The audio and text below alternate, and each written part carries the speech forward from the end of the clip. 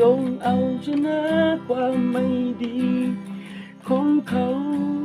ด้วยความดีของเรา มันเป็นแค่เรื่องเล่า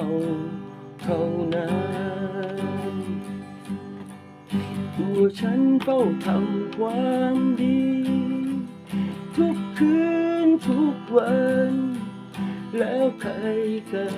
นที่จะมาสนน้ำใจจากคนเป็นมันช่างหายากเห็นเหลือเกินเธอเอ่ยฉันไม่เคยเห็น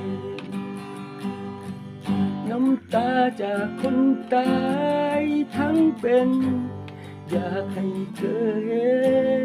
นวันนี้ฉันเจ็บเหลือเกิน